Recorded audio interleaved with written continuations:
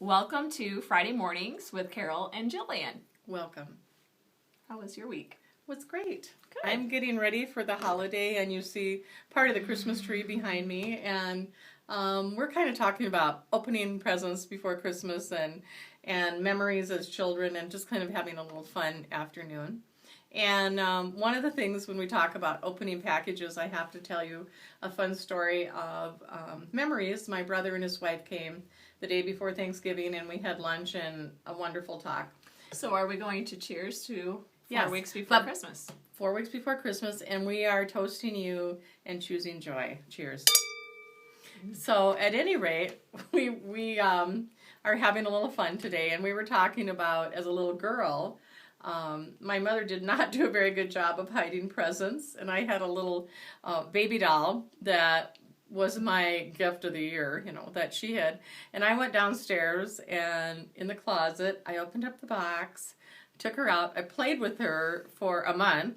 I had a relationship with her. She had a name. We had tea together.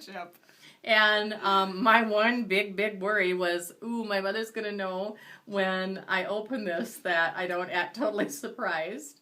And it was just kind of a cute story. And I remember that baby doll to this day. It was kind What of a fun was her story. name? Her name was Cusie. And no, I don't know how to spell it. And I don't know where that name even came from the universe. But at any rate, I was an imaginative little girl and had my real dolls and my imaginary children on a regular basis with me playing, so I was never alone. Wow. So that was kind of one of my fun memories. And we also talked about trees. And as a young child, my dad, Christmas was a big deal for him, and he would buy a big live tree. Oh, yeah. And in the 50s, there was a gentleman that started custom flocking trees, and it was sort of new to Sioux Falls and a Tell rather... them what flocking is, because there's people out Flocking there. is completely white. It would be completely white, like snow, professionally done on the tree. Mm-hmm. And this was the first time that he had the machine, and it was kind of a big deal. And it was a lovely tree. And that tree was $40. That was back in the 1950s, which is probably like spending $300 now. Yeah. I would say. But it was the pride of our home with turquoise blue ornaments, which probably is why I still like blue. That could be the reason. That could be. Yeah. Because every room in my house is some shade of blue right now. Well, and I think you said your dad bought a blue suit for your Oh, mom. yes. right? When my mother was a nurse, and my dad and I would go down to Mrs. Bender's or to Fantil's and buy Mother something for Christmas, and it was always blue.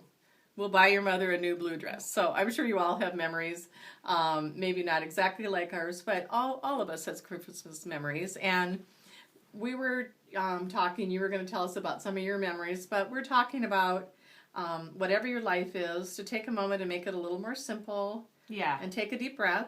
And whatever your house looks like, have your friends over, have a cup of coffee, some cookies, even if you didn't make them, or a glass of wine, and enjoy and choose joy for your friends and for your family. Even with us in our goofy hats and so on.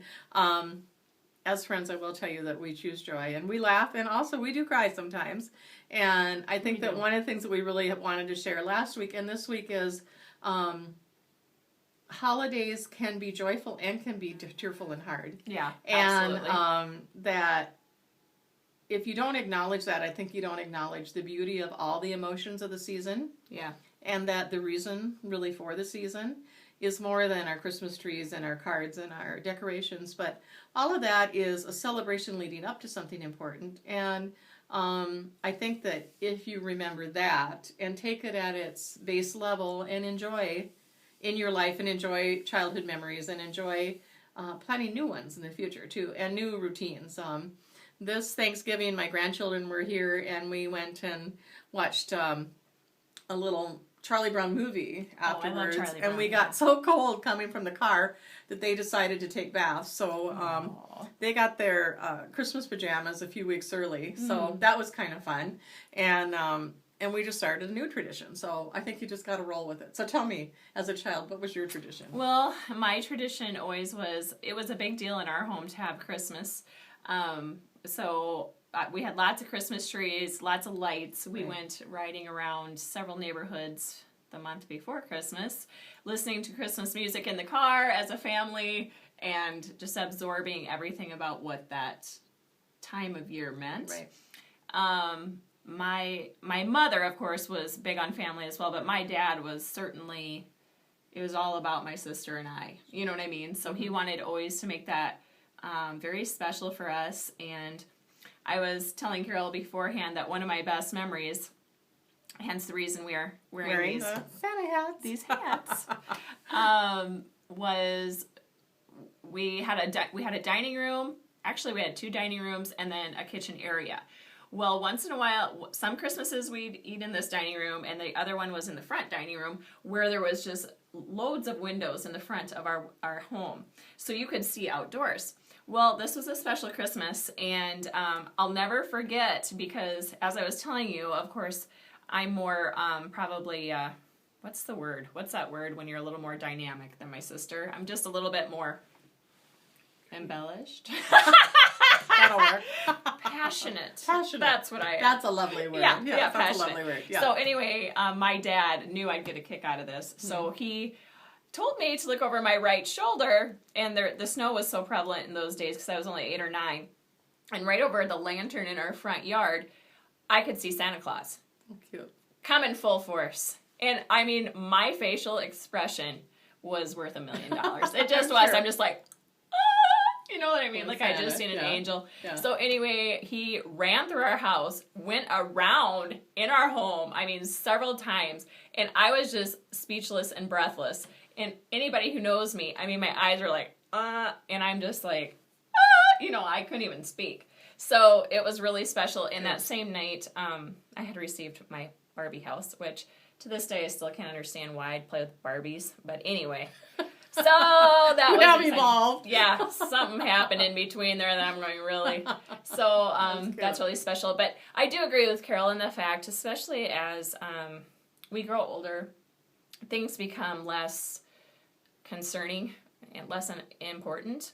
Especially, maybe in some people's lives things are important. That's okay. But for me, just that time with my kids and my family are really important. And I think sometimes you see it today too, where they're taking vacations and maybe giving gifts or charitable gifts to people who are less fortunate. Right. So I think that's maybe turning around just a bit in society today, which I do like to see. And I do think that the meaning for the Christmas season, of course, was for the birth of Jesus Christ, our Savior. So that's really important to focus on as well. So I think that's true. I think there has been a grassroots movement to perhaps simplify our lives and make a decision that more is not necessarily the best way to go with our kids, and to teach them love and compassion and gratitude and how you do that.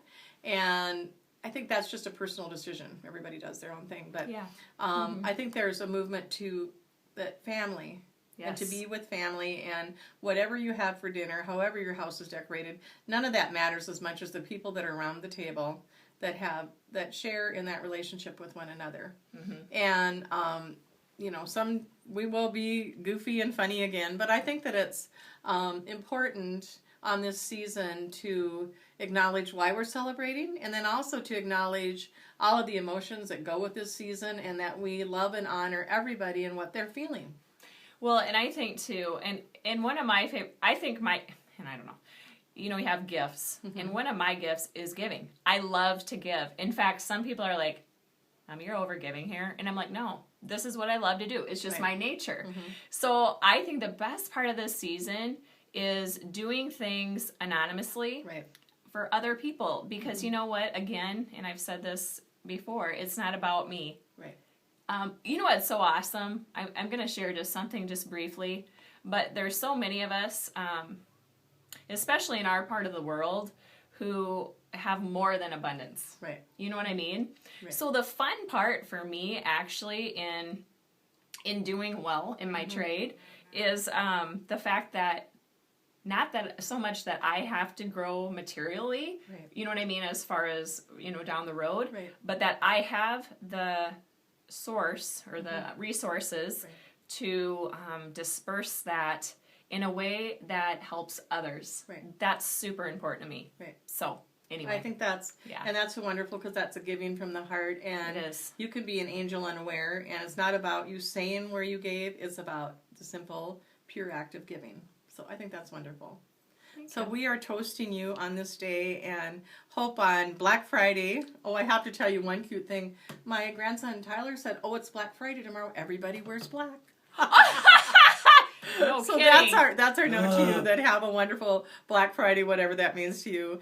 And we send you love and joy and hope you will find that in this coming week. And I'm going to be at the Nebraska Hawkeyes game. Yay. Go Big Red. In 27-degree weather. I don't care. I'm rooting for Big Red. Yeah. So Have a anyway, great week. You too.